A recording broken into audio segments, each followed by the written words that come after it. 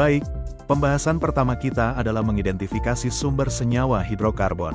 Bagian pertama yang kita bahas adalah identifikasi dari senyawa hidrokarbon dalam kehidupan sehari-hari.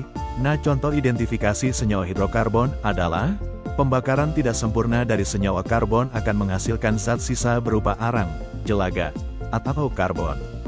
Adapun jika pembakarannya berlangsung sempurna, akan menghasilkan gas karbon dioksida. Berikut contoh identifikasi dari senyawa hidrokarbon ini dalam kehidupan sehari-hari. Nah, dari kedua gambar ini, kita bisa mengamati yang mana yang pembakarannya tidak sempurna, dan yang mana yang pembakarannya sempurna.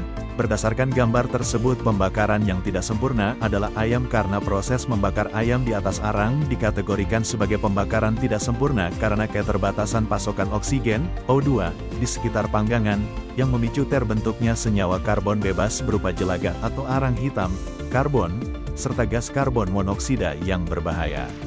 Sedangkan fasilitas industri atau kilang minyak ini menerapkan sistem pembakaran sempurna karena pasokan oksigen diatur secara melimpah dan ideal, sehingga seluruh atom karbon dalam senyawa hidrokarbon berhasil dikonversi total menjadi gas karbon dioksida dan uap air.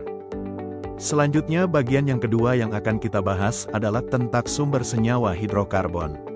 Mungkin kita pernah bertanya, dari mana sih asal bensin, solar, LPG, dan berbagai bahan bakar yang sering kita gunakan sehari-hari?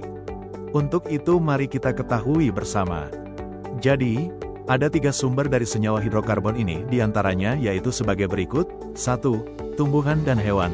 Tumbuhan dan hewan dapat menjadi sumber senyawa hidrokarbon karena tubuhnya mengandung senyawa organik yang tersusun dari karbon dan hidrogen. Setelah mati, sisa organisme tersebut tertimbun di dalam tanah selama jutaan tahun dan mengalami tekanan serta suhu tinggi tanpa banyak oksigen.